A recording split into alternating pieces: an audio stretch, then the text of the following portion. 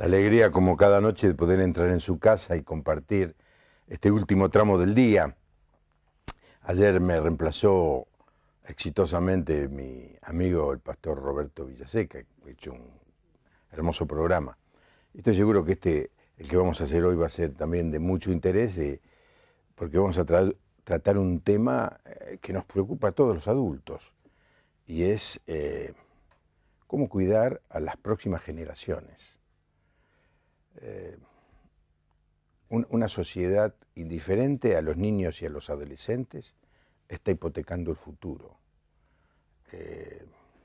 Una sociedad que se encierra en sí misma y en el disfrute de lo material, de una actitud egoísta, y deja de mirar a los que nos van a reemplazar inexorablemente en el futuro, está cometiendo una gran necedad.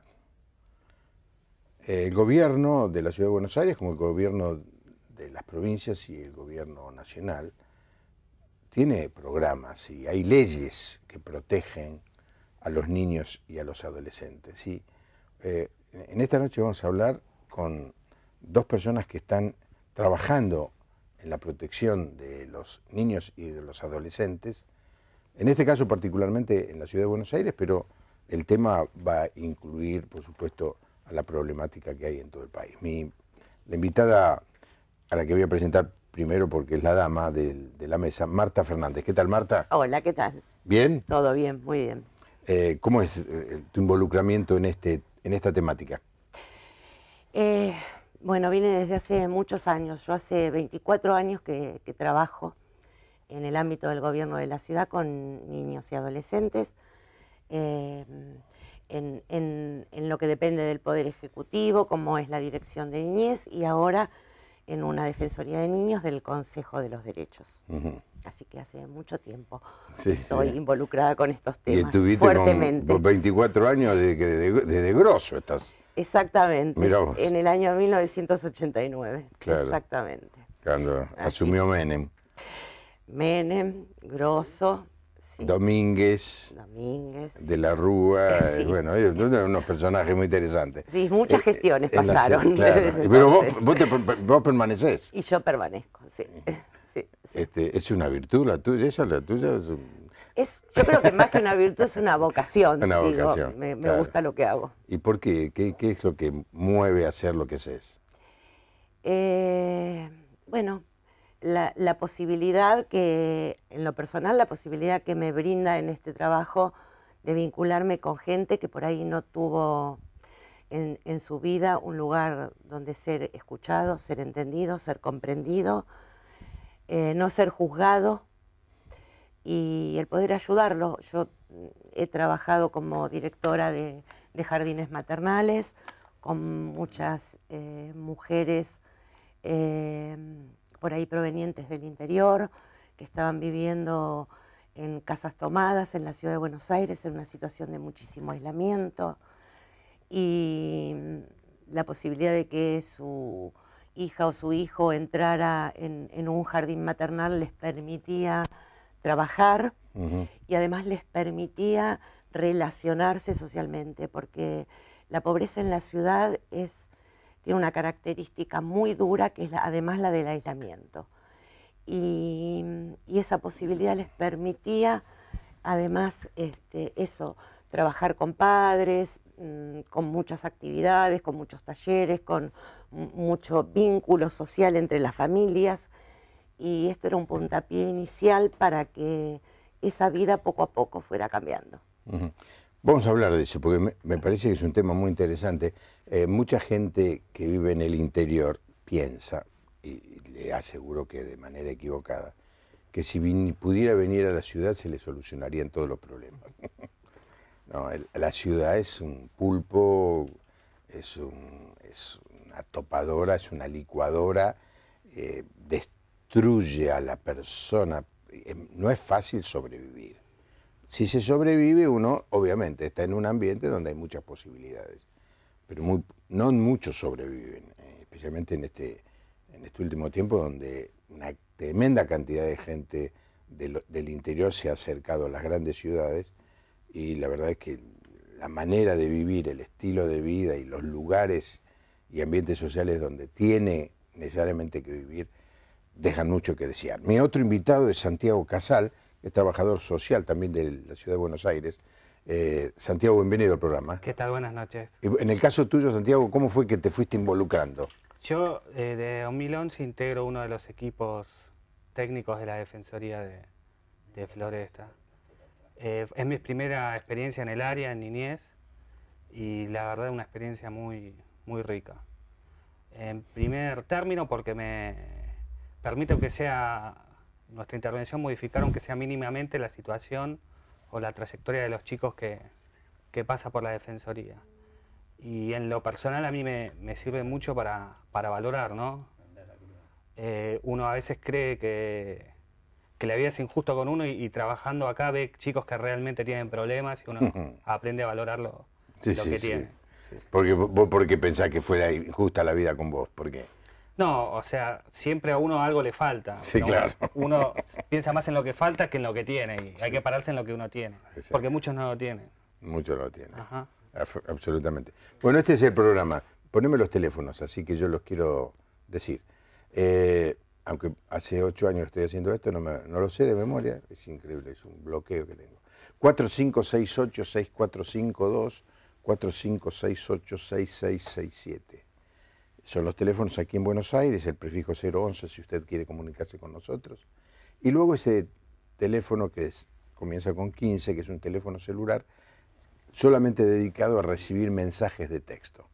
156041-3585, para todos aquellos que quieran participar del diálogo. ¿Qué es defender a los niños y qué es defender a los adolescentes? ¿Por qué hay que defenderlos? Esa es la gran pregunta. Marta, ¿por qué hay que defenderlos? ¿Alguien los ataca? ¿Están bajo el fuego enemigo, que hay que armar una comisión que defienda a los niños? Sí, cuando yo era chico, había una frase que se escribía por todos lados. Yo me crié en la época de Perón, y había una frase que decía, los primeros privilegiados, Los únicos privilegiados son los niños, ¿no? Pero ahora hay que formar defensorías. ¿Por qué? ¿Por qué? ¿Qué está pasando? Bueno, a ver, introduzco un poquito, es una excelente pregunta, introduzco un poquito cómo se inició este tema. Por ahí trabajando con chicos de escuela primaria, yo les preguntaba por qué creían que existiendo los derechos humanos, ¿no?, que fueron consagrados en la Constitución de este país y en muchos otros, era necesario generar derechos exclusivos para los niños y los adolescentes. Entonces, un poco lo que hablábamos era que lo que, en principio, la ley cambia muchas cosas. La ley que crea el sistema de protección integral de derechos. Una de las cuestiones que cambia es que hasta la sanción de la ley, jurídicamente los niños no eran considerados personas, jurídicamente. No eran considerados personas. Por lo tanto, si no eran consideradas personas, no tenían derechos, ¿sí? Quedaba en el trato que pudiera darle la familia, los sistemas de crianza, quedaba sujeto a lo familiar pura y exclusivamente. Lo que la ley cambia fundamentalmente es eso. Dice que los niños son personas y son sujetos de derecho y que por lo tanto hay que tratarlos como tal y que tienen derechos, y uno de ellos muy importante, derecho a ser oídos, a escuchar su opinión, a que esta opinión valga, tenga fuerza. ¿Cuándo se dictó esa ley? En la ciudad de Buenos Aires fue la primera ley que se creó en todo el país, en el año 1998. En la Nación, en el año 2005. Y a partir de ahí, las provincias fueron generando su propia ley y sus propios sistemas. Y los organismos encargados de cumplir la ley. El Consejo de los Derechos en la ciudad de Buenos Aires, del cual nosotros dependemos, es el organismo encargado de garantizar los derechos del niño y de intervenir cuando esos derechos son vulnerados. ¿Por qué digo, por ejemplo, el 80% de casos que trabaja, con los que trabaja la Defensoría son situaciones de violencia familiar. Algunas entre los padres, otras entre los padres y hacia los niños. Por ejemplo, el 80% de las situaciones en que hay involucrado niños o víctimas o testigos de violencia. Eso pasa hoy, aquí, y seguramente en todas partes. En todas partes. Entonces, ese es uno de los motivos imprescindibles. El tema violencia. El tema de la violencia. Porque claro, ya ese tema 80% ya es un capítulo. Total. Exactamente. Es decir, queda un capítulo chiquitito para otros. Mencionemos los otros casos. ¿Cuáles son los otros problemas? Santiago. Y otras situaciones que pueden ser cuando hay falta de acceso a algún recurso, falta de acceso a la educación, falta de acceso a la salud, o chicos que no tienen documento. Esos son los otros casos que, bueno, preponderantemente trabajamos. También situaciones de abuso sexual. Claro, bueno, eso no forma parte del 80%. Que forma parte, sí, pero que, bueno, es como todo un otro capítulo, digamos. Sí. Ahora, digamos, como se creó la ley, entonces empezaron a aparecer estos casos, o estos casos siempre existieron. Estos casos, preexistentes sería. Claro, estos casos preexistían, pero como quedaban en el interior de las familias, por esto mismo que yo dije antes, la ley marca una responsabilidad muy fuerte en las familias y pone el acento en que es el ámbito de crianza de los niños. Sí. Pero pone en el Estado la garantía de remover todos los obstáculos para que los chicos accedan a los derechos. Entonces, también pone la mirada del Estado para restablecer esos derechos vulnerados y los recursos del Estado, es decir, los programas y las instituciones como las nuestras, en las que nosotros trabajamos, encargadas de garantizar que esto se cumpla y de trabajar con las familias para intentar que esto que ocurre se pueda modificar y los chicos puedan tener los derechos garantizados viviendo con su familia. Esto pasó siempre, salvo que antes el Estado no intervenía. Sí. O intervenía en casos muy extremos, ¿no? Y cuando intervenía, intervenía a partir de los procesos judiciales. ¿Sí?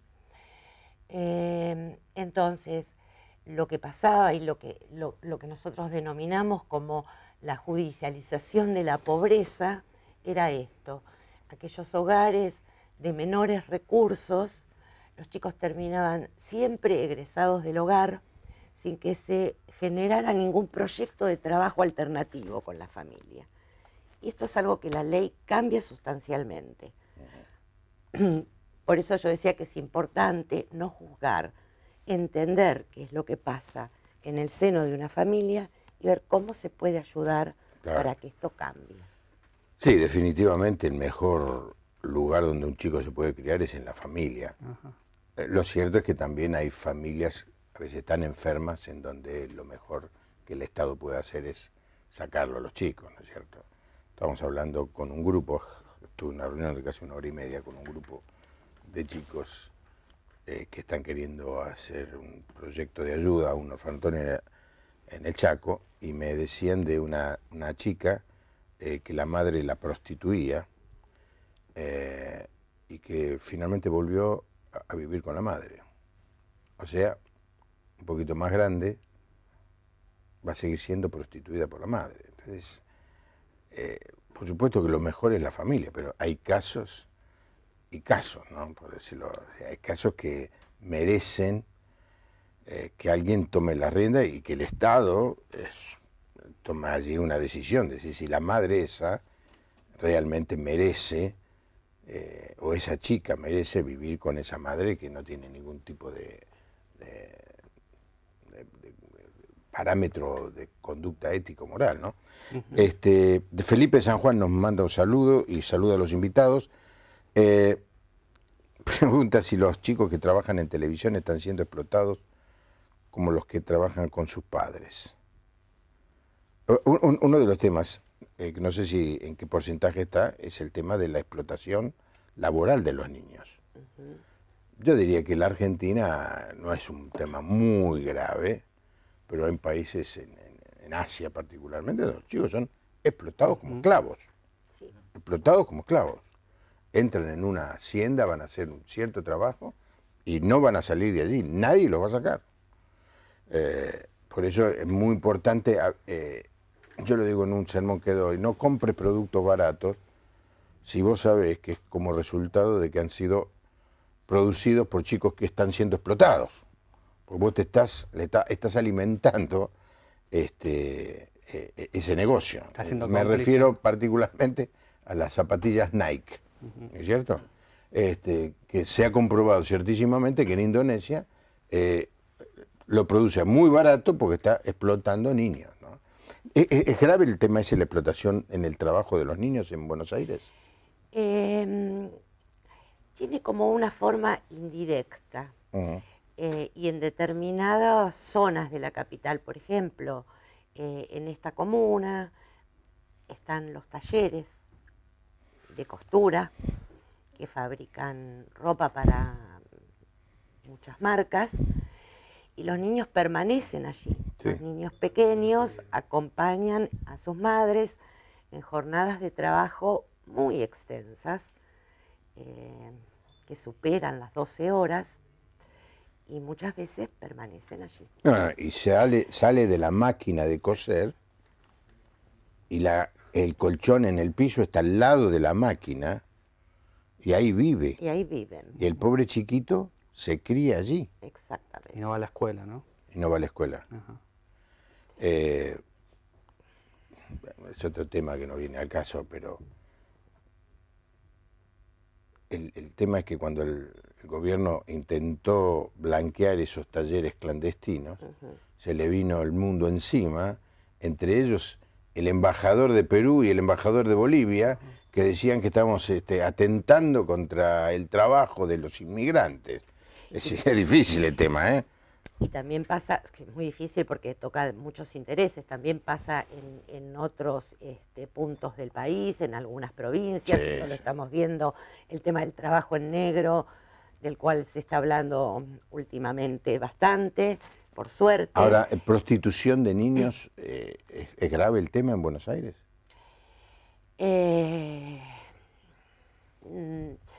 No grave, por lo menos desde nuestra tarea cotidiana no se ha vislumbrado esto con gravedad. Lo que por ahí se complejiza es cuando los niños están en situación de calle. Sí.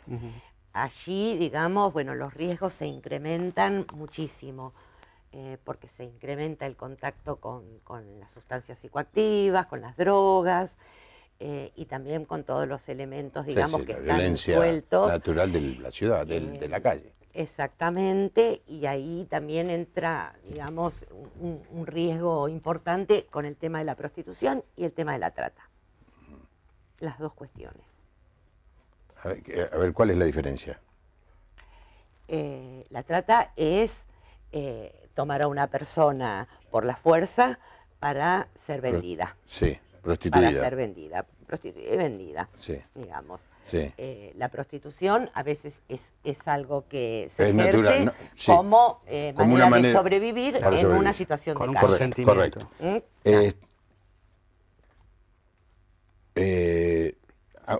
Un anónimo dice, está muy bien que los niños tengan sus derechos, pero ¿no hará falta que tengan ciertas obligaciones según su edad?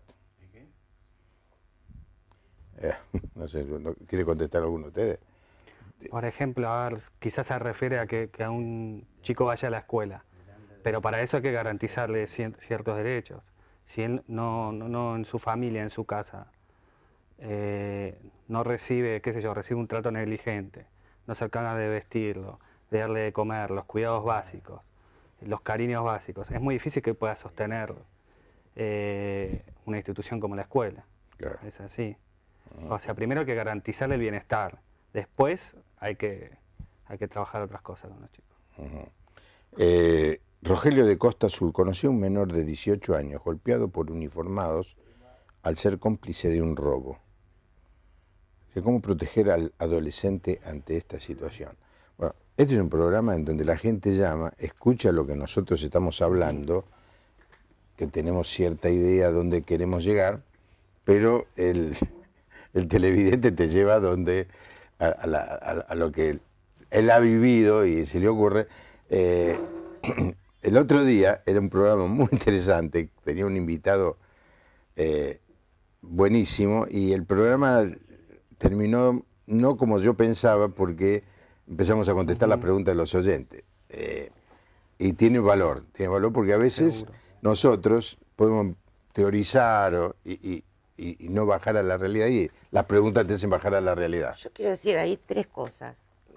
Para la pregunta esta. Puedo. Para esta, bueno, para esta y para el resto. Dale, Digo, dale. una de las, cuando uno habla de violencia, habla de distintos tipos de violencia física, de violencia emocional, de violencia psicológica, sí, emocional y psicológica, de violencia institucional. Entonces, esto que él está comentando, que está consultando, claramente es eso, es un hecho de violencia institucional, ¿sí? ¿Qué se puede ayudar? Yo pensaba, la respuesta es denuncie. Sí, Tiene que denunciar eso. Sí, denunciándolo, Ahora, acercándose a algún lugar que le resulte confiable, porque no es fácil denunciar tampoco la violencia por parte de los organismos del Estado. es muy difícil. Entonces tiene que acercarse a un lugar que le resulte confiable y presentar una denuncia. Es así.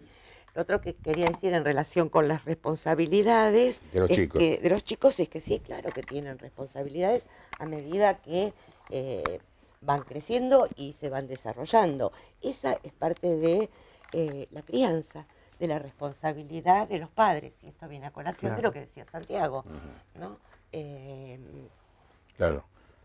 Ayudar al padre a que pueda educar y criar a su hijo en un ámbito de salud, ¿no? La patria potestad implica eso. La patria potestad no implica un derecho sobre la persona de los niños, sino que la patria potestad tiene la finalidad de eso, que los niños se desarrollen en pleno ejercicio de sus derechos, y esto es lo que los va a hacer una persona de bien y una persona que tenga derechos, pero que asuma sus responsabilidades. Solamente esto. El domingo pasado di un mensaje en la iglesia sobre el modelo de los padres y mencionaba que la patria potestad en el Imperio Romano le daba al padre el derecho de la vida de sus hijos.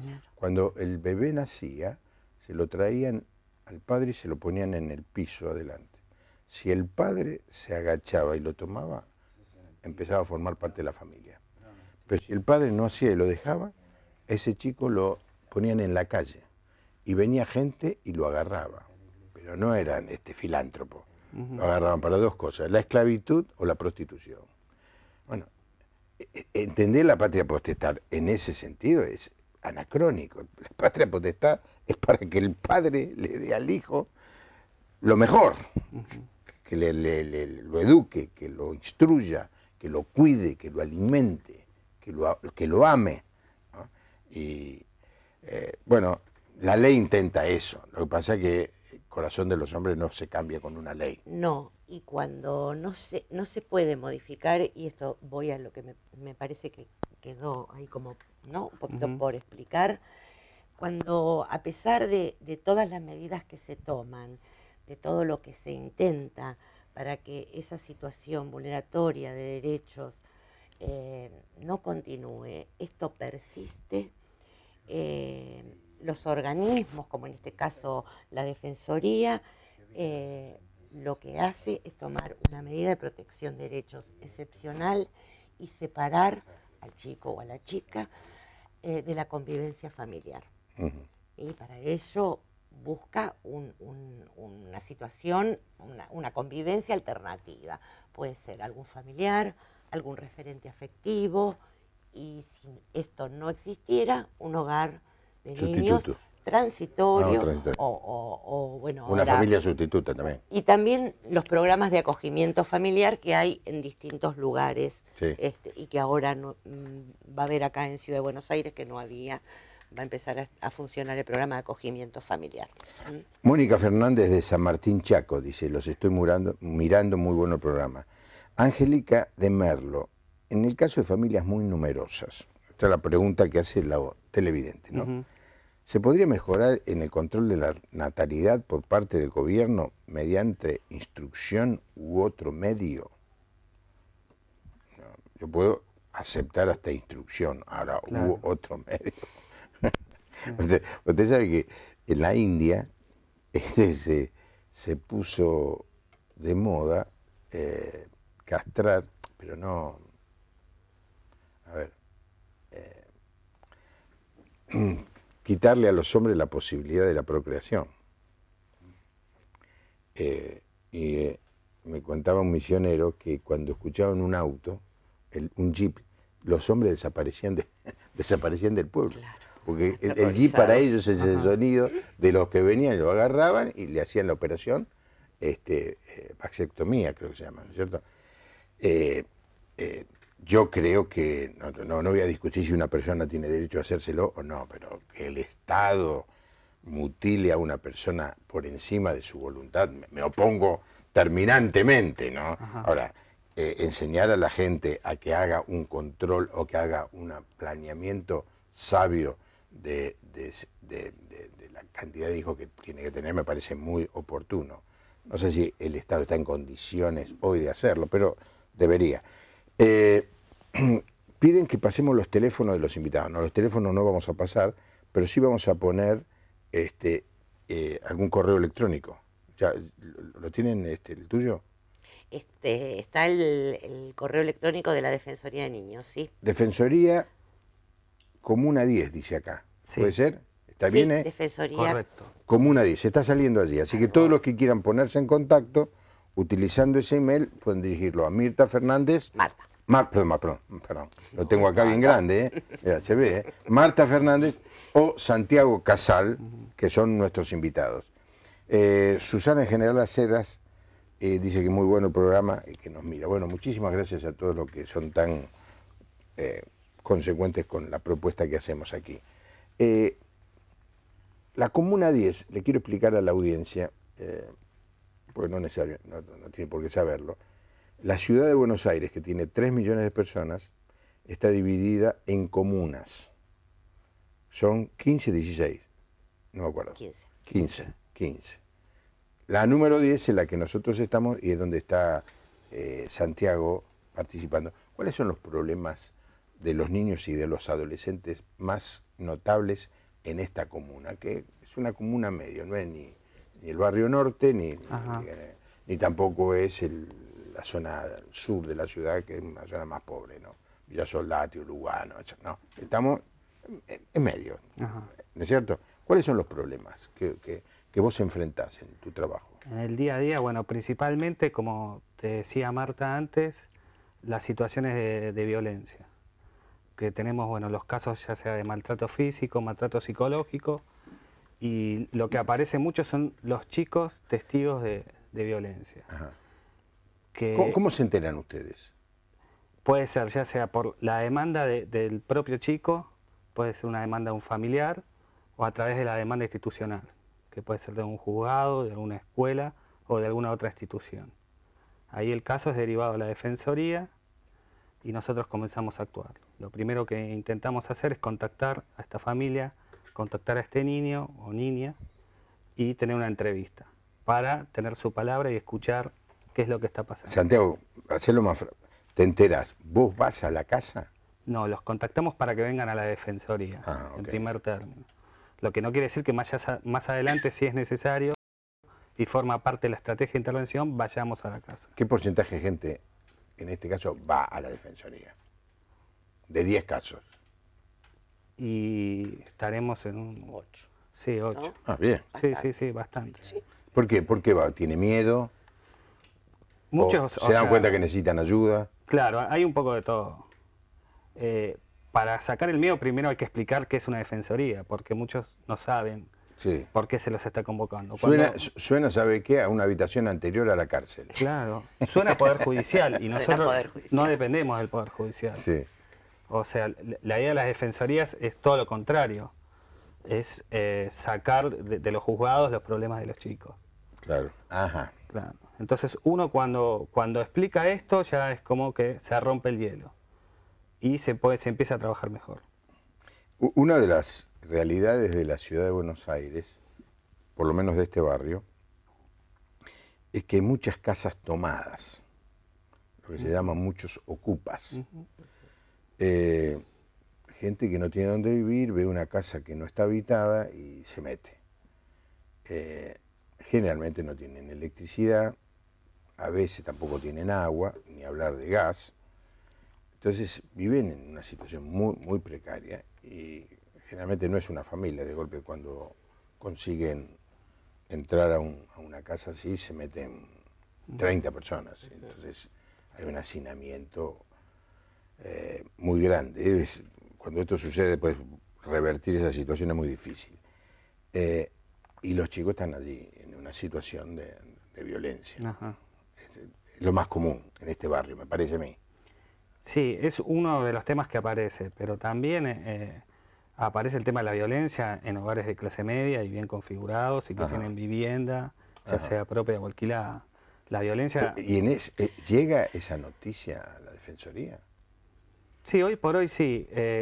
Igual que la problemática de los niños, la problemática de la violencia también mucho tiempo estuvo como acotada al ámbito familiar y al ámbito privado. Hoy también ya es algo público y la gente ya se anima a denunciar. Lo mismo pasa con la violencia hacia la mujer. ¿Y los chicos se animan a denunciar a los padres? Sí, hoy por hoy sí, se animan.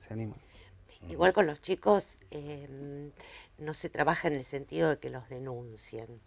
No, bueno, ¿no? entiendo. Sí, que comenten el tema, ¿no? Que puedan hablar, y para eso hay que generar un clima de confianza con los chicos, y creo que este es la tarea diferencial. Yo hablaba antes del derecho a ser oído. Bueno, los chicos son escuchados en la Defensoría y se genera un espacio para hablar con ellos, a solas, y para que sientan que eso que están diciendo, y poder transmitirles esa seguridad, que eso que están diciendo no va a perjudicar a los padres, que su palabra no los va a perjudicar, que lo que nosotros buscamos es ayudarlos, poder ver cómo ayudarlos, porque la violencia sí es algo que, a diferencia por ahí de otras cuestiones, atraviesa todas las clases sociales. Absolutamente, sí, absolutamente. Una señora de Tucumán, dice, no deja el nombre, dice que su hermano estuvo detenido por abusar de su hija de 2 años. Que la justicia se la entregó a él de nuevo en libertad y que ella tiene miedo por la niña. El hombre este no se la deja ver. ¿Qué puede hacer para ayudarlos? Qué espanto. Qué espanto.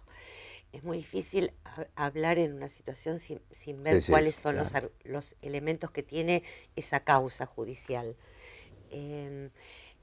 Es casi incomprensible pensar que un juzgado de familia le haya entregado nuevamente una niña a un abusador sexual. 2 años de cárcel es mucho o es poco en un caso así. Pero independientemente de eso, que haya reintegrado la niña a convivir con quien abusó sexualmente es totalmente violatorio de los derechos. Desde acá lo único que podemos decirle es que averigüe cuáles son los organismos de protección de derechos que hay en Tucumán y que se acerque a plantear esta situación, porque... Sí. Parece que en las provincias suceden tantas cosas, sí, desde Catamarca y la hermana Paloni en adelante. Sí. Zulma Mercedes Corrientes dice, muy bueno el programa. Alejandro Caseros, ¿qué hacemos con los padres que vulneran los derechos de los niños? ¿Habría que internarlos en hogares para padres donde sean reeducados? Vos recién hablabas de ayudar a los padres. Eso implica, y también es lo que pretende esta ley, no culpabilizarlos a ellos, sino hacernos cargos todos como sociedad, porque esos padres forman parte de una sociedad y no son personas aisladas. Entonces, y es muy posible que antes de esta ley, cuando eran chicos, ellos hayan sido violentados. Es probable, sí. La violencia genera violencia. Muchas veces repiten Absolutamente. Lo que ellos vivieron. Por eso lo que hay que buscar es trabajarlos. O sea, eso no, trabajar con ellos, trabajar con la familia, buscar alternativas, presentarles herramientas, ya sea la posibilidad de un tratamiento o algo que les permita tener diferentes opciones, por ejemplo, cuando tienen que ponerle límite a sus chicos, que no sea pegándoles, que hay otras opciones, que hay otras maneras. Pero eso no implica que ellos tengan que ser reeducados o internarlos, sino en el día a día, en lo cotidiano, y formando parte de un proceso. Se trabaja mucho tiempo con las familias, no es que se logran resultados de una entrevista para otro. Claro, en el proceso el chico sigue recibiendo violencia. En principio lo que se trata es cesar esa violencia, es garantizarle al chico que no se vulneren más sus derechos. Eso es lo primero. Si se tiene que ir de esa casa, se irá de esa casa. A todos los que envían, me pide la gente de la producción, o los que mandan mensajes de texto, no se olvide, ponga su nombre y el lugar de donde nos escribe. Nosotros no vamos a chequear que usted se llame María, pero díganos, aunque sea el nombre, porque si no, estamos leyendo mensajes que no tienen autor. Lo que pasa es esto, que cuando escribimos un mensaje de texto, se lo escribimos a un amigo. Y él, cuando lo recibe, sabe quién es el que se lo está mandando. Claro. ¿No es cierto? Entonces, nunca soy Juan Pablo. Jamás hago eso. Pero en este caso, le pedimos que lo haga. Sara de Pozo, Santiago de Estero. Bueno, nos saluda y nos felicita por el programa. Mónica, le gusta mucho el programa. La gente también llama para decir que le gusta el programa. Es bienvenido, ¿no? Claro. En la ciudad de Buenos Aires hay un número telefónico que yo sé que la gran mayoría no está en la ciudad de Buenos Aires y posiblemente en otras partes del país tengan otros números. Aquí es el 102. Si yo veo un acto de violencia hacia un niño o adolescente, puedo levantar el teléfono y llamar por teléfono. ¿Alguien me atiende? Sí, las 24 horas. Es la línea de los chicos. Pueden llamar tanto a los chicos o a cualquier persona que conozca o sea testigo de alguna situación donde se esté vulnerando los derechos de los chicos. Ahí en principio lo primero que van a hacer es escucharlos y van a ir asesorándolos para poder ir resolviendo la situación. ¿Está funcionando bien? Sí, funciona bien, sí. No salió muy convincente Sí, esa sí, última funciona párrafo, muy bien. Sí, sí. Sí, funciona bien y además la gente que atiende son operadores especializados, que si son chicos los pueden contener. Y además hay una guardia de abogados que también funciona las 24 horas y un equipo que es el que sale a la calle a contactar a los chicos en el lugar donde estén dentro del ámbito de la ciudad. No tienen que ser chicos residentes permanentemente en la ciudad, pueden ser chicos que, qué sé yo, por algún motivo, pueden ser de la provincia de Córdoba y están en la ciudad de Buenos Aires y dentro del ámbito de la ciudad tienen un problema y pueden llamar esa línea. ¿Saben de ustedes que en otras ciudades del país haya una línea así, la línea de los niños, o es exclusivo de Buenos Aires? Yo desconozco. Bueno, averigüe. Y generalmente, le digo esto a la audiencia, bueno, voy a dar un consejo que yo siempre digo que lo voy a hacer y no sé si lo hago, pero es tener en el celular, yo tengo para que nunca haya uno antes que los teléfonos de las seccionales de policía que están más cerca de mi casa. O sea que yo sé que si me llega a pasar algo, ya sé el primer número que tengo en toda la lista, la seccional. Pero es muy bueno tener los bomberos, tener en este caso en Buenos Aires, ¿no? El 102, pero en cada ciudad, porque hay un servicio disponible y a veces por desconocerlo no lo usamos, ¿no? Hay otra línea que está disponible que me parece que es interesante para la gente de la ciudad que lo sepa, que es la línea 137, que es una brigada móvil que interviene en todas las situaciones de violencia. Interviene concurriendo en el momento al domicilio. Sí, lo que pasa, otra vez te digo, Marta, como el programa se ve mucho en el interior, No, está bien. contar lo que sucede en la ciudad de Buenos Aires a veces no... No, yo digo para los que usted lo vivan tiene en que la ciudad. decir, lo tienen que decir. Pero, Juan de Chubut, ¿cuáles son las obligaciones de un chico? Después pregunta, ¿hay algún manual para ser padre? Y luego pregunta, ¿la justicia está calificada para evaluar a los padres?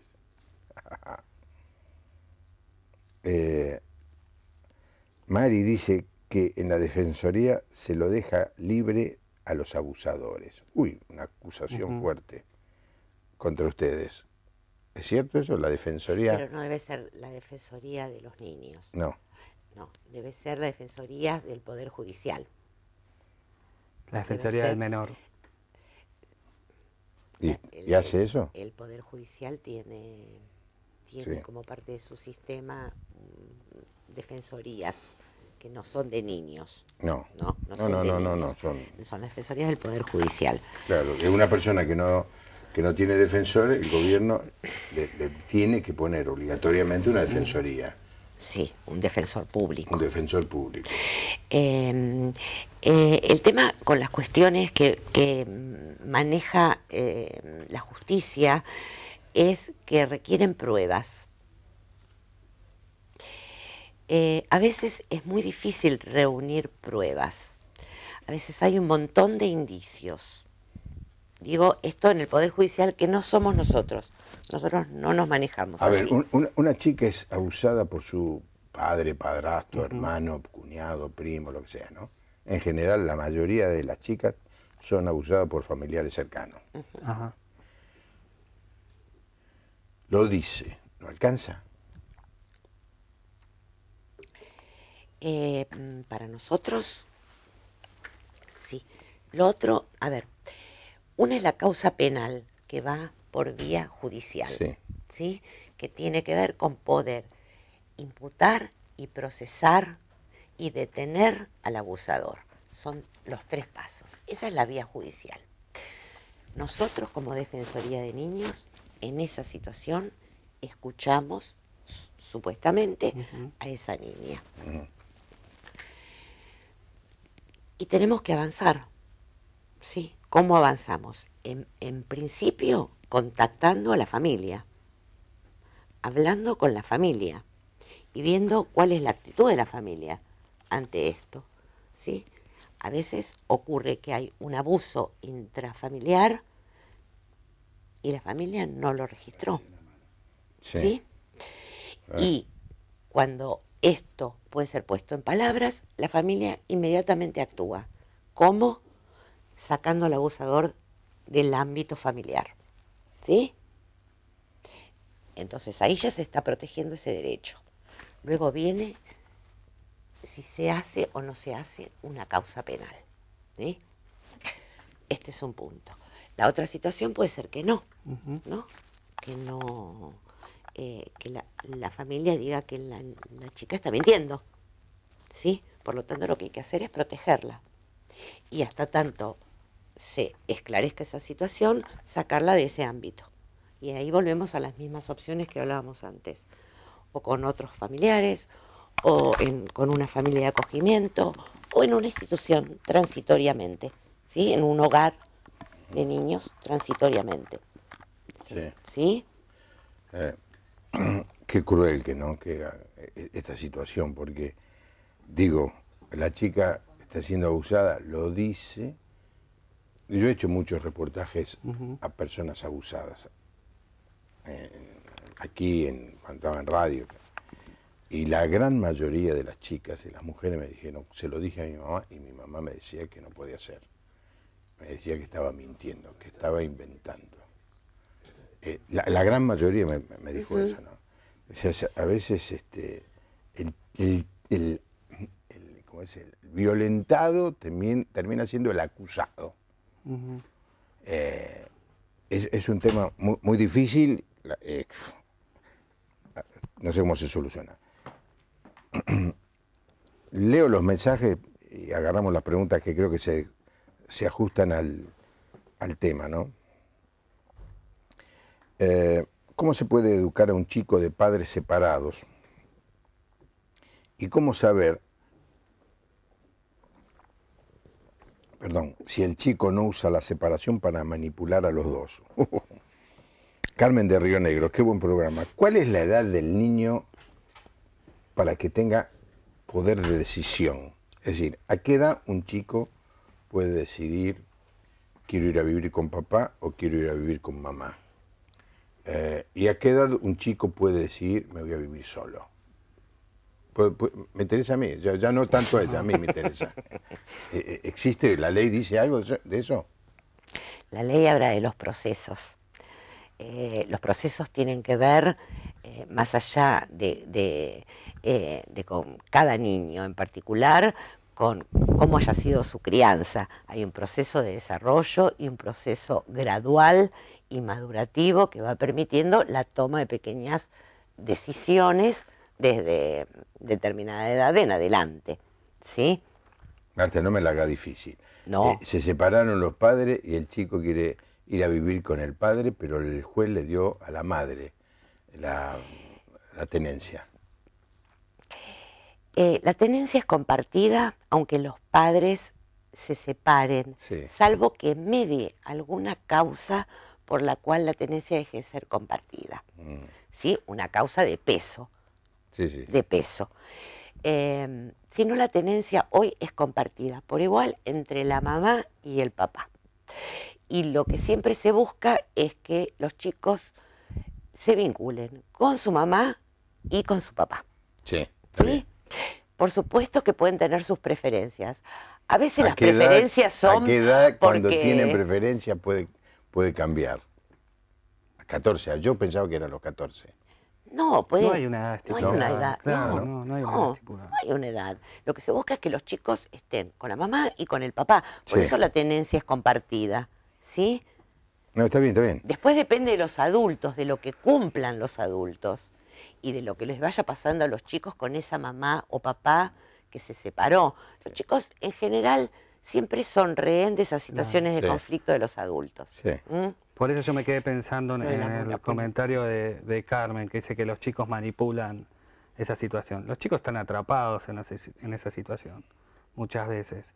Y es una situación donde ellos son como un motín entre los dos padres, que muchas veces priorizan el conflicto, priorizan sus propios intereses, que el bienestar del chico. Absolutamente. Entonces lo que hay que lograr es eso, que esos padres prioricen al chico, la prioridad es el chico. Sí. ¿Cuántas veces nosotros escuchamos a los chicos repetir el discurso de alguno de los padres? Claro. Esa sí es una manipulación de los padres hacia los chicos. No saben para dónde disparar los chicos Sí, muchas veces. sí. Porque los chicos quieren tanto al padre como a la madre en la mayoría. Claro, sí, sí. Alicia de Pilar, gracias a Dios por los invitados. Necesitamos gente que se ocupe de los niños. Gracias. Somos Celeste Fabri y Sabri de Chaco. Muy bueno el programa, muy bueno el tema de hoy. Elena de Capital pregunta, ¿cómo actuar cuando un chico es violento con su madre que se separó de su padre? Ahora, porque este es muy interesante. Ahora pensamos siempre en la violencia de los adultos hacia los menores, y yo conozco el caso de menores violentando particularmente a la madre, ¿no? ¿Qué se hace? ¿Hay algún protocolo para este caso? Como siempre, lo que hay que buscar es qué es lo que está pasando. Para pensar en cuál es la estrategia para intervenir ahí. Nosotros hemos trabajado algunas situaciones de violencia, en general de chicos que están entrando a la adolescencia. Por lo menos en la experiencia que hemos tenido desde la Defensoría, donde por ahí los vínculos familiares se tornan conflictivos por la propia etapa de la adolescencia. Sí. E irrumpe, digamos, esta situación violenta en lo vincular. ¿No? Chicos por ahí que no son violentos por fuera del espacio familiar, pero sí en el espacio familiar. Lo que hay que hacer allí es ver qué es lo que está pasando en el vínculo y qué tanto la mamá como el chico puedan tener acceso a realizar un tratamiento psicológico y ver qué es lo que está pasando con uno, con otro, y muchas veces luego de que cada uno tenga su tratamiento por separado, se reúnen en tratamientos vinculares. Sí, yo conozco un caso de una madre que tenía un par de hijos violentos y no la pasaba bien para nada. Porque en realidad el padre de los chicos era violento y los chicos repetían y les pegaban a la madre. Pues esto sucede. Alejandra de Tucumán, mi ex, me robó a mis hijos, me llenó de denuncias falsas y la justicia no hace nada. Mariana dice que en su pueblo hay muchas niñas con problemas neurológicos que tienen niños. ¿Qué hacer con esta problemática? Anónimo, preguntan si estas personas trabajan solo en la capital y dónde se deberían dirigir en la provincia. Otro Marat de Castelar, cuando un chico se resiste a tener tratamiento psicológico, ¿qué se hace? ¿Qué hay que hacer? Claro. Porque el derecho a los chicos creo que puede decidir. No quiero tener. No se lo puede obligar tampoco no a tener un tratamiento psicológico. Se trabaja. Marta, vos sos psicóloga. Viene un chico y dice, yo no quiero que usted me atienda. No hay tratamiento posible con alguien que no consiente. No hay un tratamiento posible. Hay que desplegar otras estrategias de intervención hasta que esto se logre. La adolescencia, por ejemplo, es una etapa muy compleja. Y creo que no debe haber ningún adolescente que quiera hacer tratamiento psicológico. En principio, la respuesta es no. Bueno, esto hay que trabajarlo, hay que generar un vínculo y desde ahí hay que buscar cómo. Sí. Es un trabajo. No, es fácil trabajar con quienes consienten, claro, pero no es fácil trabajar con quienes no. Y ahí está la estrategia de la Defensoría. Nosotros tenemos algunos trabajos con chicos que son adictos. La pregunta primera que se le hace, ¿querés salir? Si no querés salir, no hay manera de salir. Si uno no quiere salir, no. Exacto, no hay milagro, no hay magia. Es todo un proceso, es todo un trabajo y la persona tiene que estar sumada a eso. Lo mismo pasa con las familias. Hay familias con muchos problemas. La gran pregunta es, ¿quieren salir? Me hace acordar a Jesús. Jesús llega al estanque de Betesda y hay un enfermo, 30 años enfermo, no se podía mover, estaba allí porque sucedía algo, eventualmente se movía el agua y la tradición era que el que primero que entraba se sanaba. Y después estaba 30 años allí. El lugar tiene al lado, de paso, una capilla católica de Santa Ana, con la acústica más espectacular que se le puede ocurrir. Le pedimos permiso al sacerdote católico, que era de África, cuando le dije que yo era amigo del Papa, como me hace y cantamos allí, grabamos una reverberancia espectacular. Bueno, pero el estanque de Betesda. Se acerca a Jesús, ¿qué le pregunta al enfermo? ¿Querés ser sano? ¿Querés sanarte? Parece una pregunta tonta. Se supone que está enfermo, quiere ser sano. La realidad es que mucha gente no quiere ser sana. Vive manipulando a otros a través de su enfermedad. Se ha acostumbrado a que otros le sirvan y si se llega a sanar, no lo van a servir más. Se ha acostumbrado a vivir de la caridad. Si se sana, va a tener que salir a trabajar. Y hay mucha gente que no quiere ser sana. Por eso es imposible que alguien se sane o un tratamiento tenga éxito si no pone por lo menos su voluntad, ¿no? Y a veces también lo que ayuda a querer sanarse es ver un proyecto hacia adelante, un proyecto de vida. A veces cuando la vida está tan complicada, no se puede ver un proyecto de vida. Cuando alguien puede ver un proyecto de vida para adelante y siente que tiene apoyos de donde sostenerse para tomar esa decisión, puede hacerlo. Mira lo que dice Norma de San Jorge, Santa Fe. ¿Qué pasa si una niña de 11 años quiere vivir con sus abuelos y no con sus padres? ¿Qué se hace? Yo no pongo cara, pero yo soy abuelo a esta altura, ¿eh? O sea que me gusta que ahora Marta nos dé, o Santiago, la gran respuesta que haga felices a todos los abuelos. Pero Santa díganme Fe, lo que tiene que... La verdad. Santa Fe tiene delegaciones regionales y locales de servicios de protección de derechos. Una niña de 11 años puede argumentar los por qué de querer vivir con sus padres, con sus abuelos. Y esos porqués pueden ser escuchados. En principio hay que trabajar en el... Pero bueno, ¿el Estado puede tomar una decisión de sacarle a la chica a los padres? No, acá no. A ver, el Estado no tiene por qué sacarle los chicos a nadie, salvo que exista una causa grave que lo amerite. Obviamente. Allí hay papás y hay abuelos. Es una situación maravillosa. Muchos chicos no tienen eso. Tiene papás y tiene abuelos. Entonces, si esa nena de 11 años tiene argumentos sólidos para querer vivir con sus abuelos, habrá que escucharlos y trabajar en principio en el seno de la familia, ver qué plantean los padres, ver qué plantean los abuelos, y se puede hacer un acuerdo familiar, si es necesario que vaya a vivir con los abuelos, o por qué lo está planteando. Sí.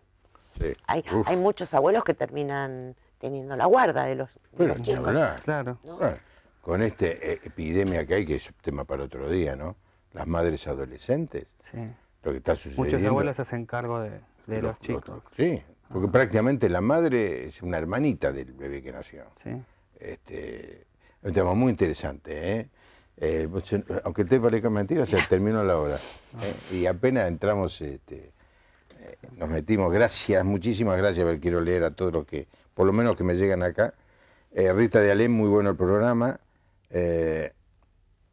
Ramón de Villa Ángela Chaco me hace una pregunta a mí, dice, ¿qué dice la Biblia de los abusadores? Y mire, es un delito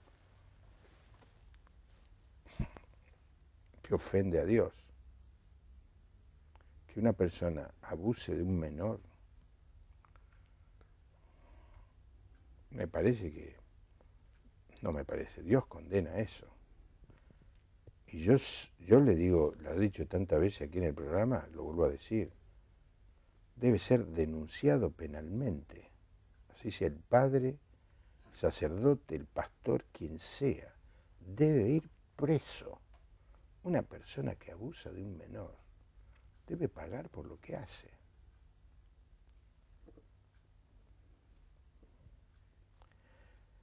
Si usted abusó alguna vez de un menor, pídale perdón a Dios, y si él tiene la chance, pídale perdón a esa persona a la que abusó. Por lo menos empiece por allí.